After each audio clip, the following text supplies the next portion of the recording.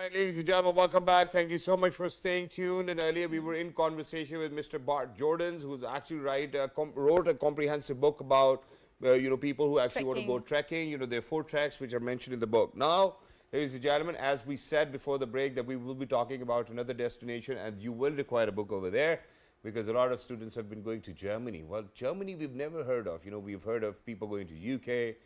Canada, US, Australia, but Germany, and that to 6,000 more students have been sent by a lady who's sitting with us. We're very lucky that we have been joined by an entrepreneur who is actually going to speak about skill development, happens to be the CEO of Concept Connections as well.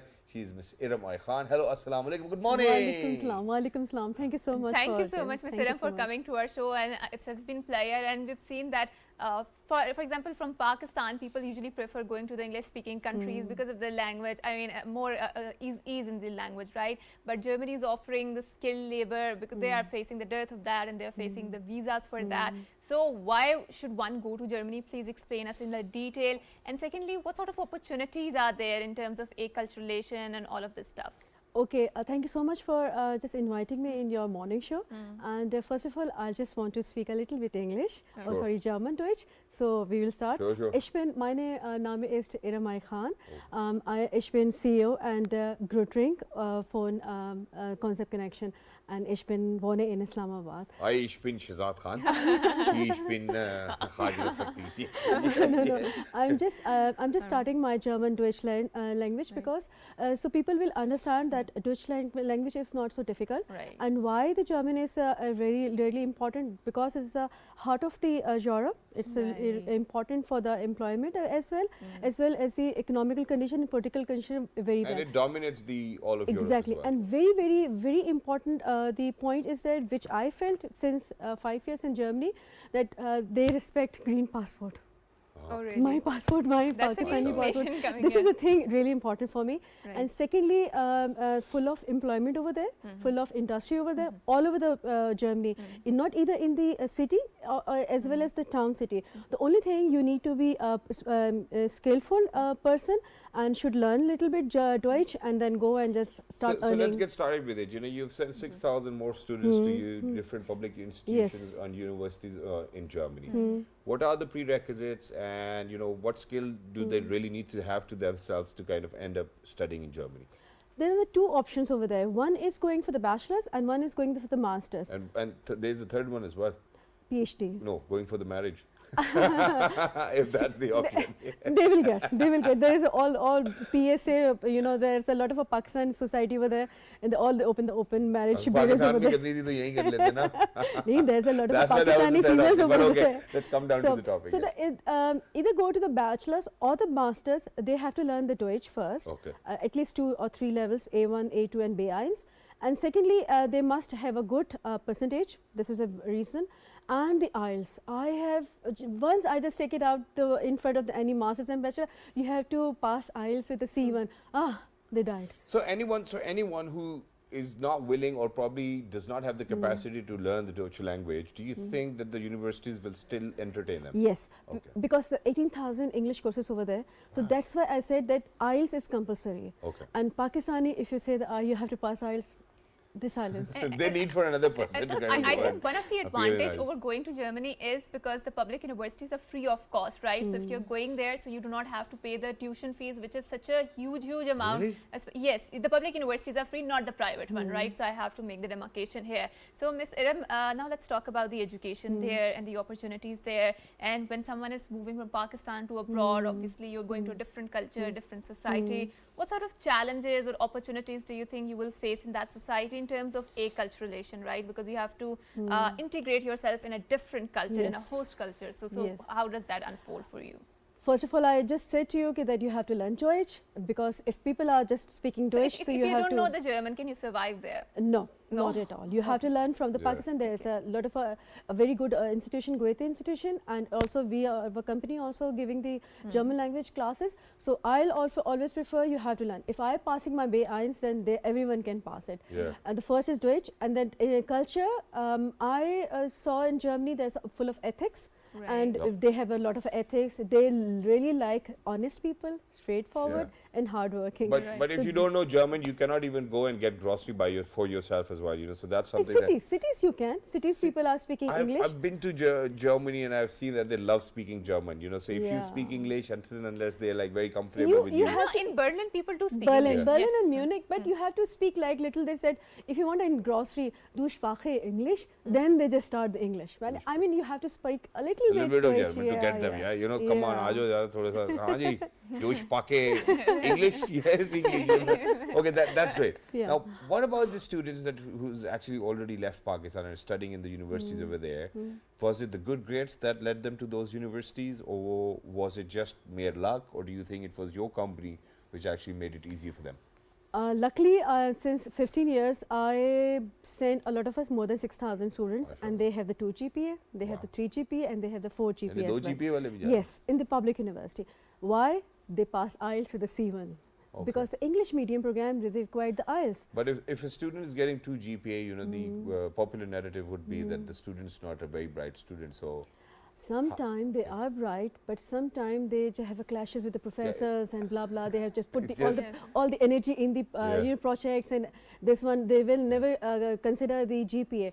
But these are very superstars, and I saw. And I always thought is it a welfare state? So, for example, I mean, a lot of people go abroad in search of better opportunities, better living standard. No one can deny that, right? But when a state is a welfare state tendering to your needs, I mean, it's an added bonus to look out for that. So, in terms of that, where does the Germany stand? It's in the top one. I should be saying now it's a top destination to international students.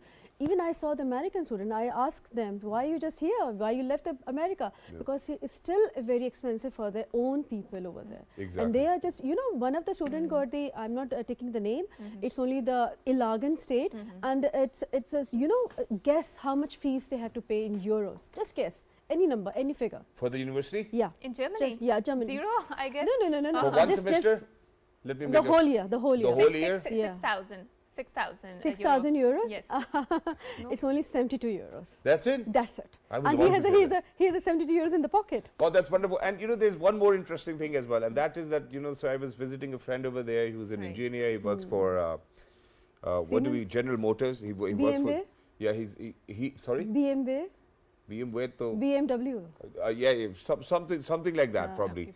But he works for General Motors or Continental, sorry. Okay. And so his newly born was only 8 months old, and while we were at home, there were 2 people who showed up at their door, and they were more concerned about their baby than him or his parent or the parents of the baby. And upon my asking or me inquiring about it, they said that they were here to plan for his education. I was like, but he's only 8 months old. Yeah, we have to enroll kids and whatnot. So that's how concerned they are. And they say that the children over there in Germany are actually the government's property. It's not the parents' property as well. So that's how well they're doing it. Now let's talk about, the students have gone to Germany. Now they've learned the German language. Post-education or the post-grad, whatever, syllabus they were studying, do you think that they will get jobs? Do you think that they're going to get visa? Of course. Okay. In German embassy, the most important is skilled. The number 1 is a master's, and number 2 is the postgraduate PhD peoples. And here in the Pakistan, it's a lot of PhD people over there, and they have a good thesis. Yeah. I saw one of the thesis, cyber security, one of the person who got this full scholarship in the Germany, and now he's doing a lot of work for the cyber security in Germany. So if the Pakistani people have the good thesis and they have the good background, they will get the valuable worthful in the Germany. So it is really good. So let me ask you, it is good, and thank you so much for this piece of information, because my producer Hasnan is actually very skilled. Do you think that he has a future in Germany? Of course. Do you know what his skill is? Yeah, वो दिल बड़ा अच्छा चुरा लेते हैं लोग. Then he will be the super duper hero over there. Super duper hero. And I think let's talk. That was on the lighter note. But now let's talk about what are particular clusters of the skilled labor which Germany requires the most. So for example, in Canada, my husband was telling me that they require doctors there, good doctors, because there's a dearth of doctors there, right? So it's a conducive time if you're a doctor and if you want to apply to the Canada, so they're going to accept your application. So as for the Germany, which is that particular cluster area in the skilled labor force that they require? Number 1 is IT. Okay. Number 2 is nursing. Wow. They require nurses, male and nurse. And I have to include that there is no age. There is no age required. Okay. That's a That's very wonderful. good thing. And number 3 is the engineer, any kind of engineer. Right. And number 4 is a business. And number 5, like me, I'm a counselor and also a fine artist. Right. So the top is the IT and the doctors and the nursing. This is the most requirement, and more than 30,000, more than 30 lakh people required in the Germany. So it is a very good time. Those who are looking for the skilled, and they have to go. And I think we have plenty of engineers because our universities are churning out plenty of engineers, and our parents are somehow very attracted to this particular field, either medical or engineer, right?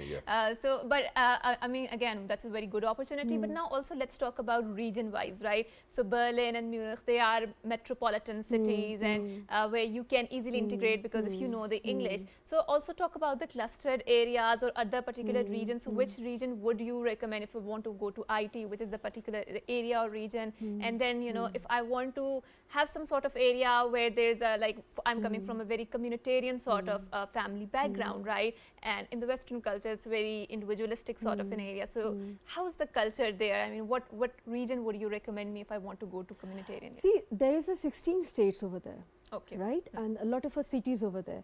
So if we just talk about the Berlin, Munich, Hamburg, Frankfurt, these are the main cities where everyone attract that we have to go. Right. From the student level, this is not easy to, you know, they lived over there. They were very high rates, you know, they must be expensive, expensive for the accommodation and the dorms and everything. So if we go to the town cities, a lot of our town cities, you know, the big one of the university size is 10 hectare. Right. You know, this a hectare is a huge one. So it's a big a hectare university. It is in the town city. It's not in the you know, in the city one. So if any student go to the town cities, they have to be have the skills first, whatever the skills they have, and the second thing again they have to learn you know, Deutsch, and then they will settle down for any type of the sectors, and then they get the jobs and earning and everything. And they do, if they don't speak the German, so they just have a chup wali naukri, and they can still earning more than 2,000 euros. How do we say yes sir in German? Yes sir. Yeah. Yes sir. Yeah. So I Yes think is for people who are out there, you know, if you want to still make it to Germany and you're not interested in learning German, you know, all you need to do is just say and you can still earn 2,000 euros as well. But for people out there, ladies and gentlemen, our humble effort was to kind of make sure that we bring to you, you know, those platforms with which you can actually make your life much more better.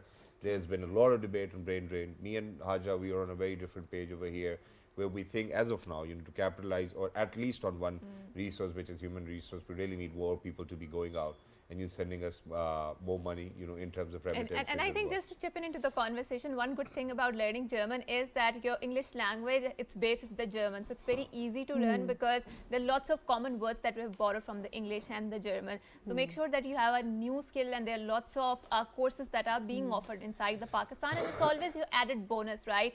Whatever you learn is never going to get wasted, right? So with that, we are bidding you farewell. Until next time, it's a goodbye. Thank you so much, madam, for being with us. Lovely to be in conversation with you, and for everybody's out there, you know, Jummah Mubarak, remember us all in your prayers. And, you know, right after this, ladies and gentlemen, one of our very senior anchor persons is ready for the news update as well. He happens to be Mr. Fahimullah Jan. I love you, Pira, and until next time, look after yourselves. It's a good morning. Good morning.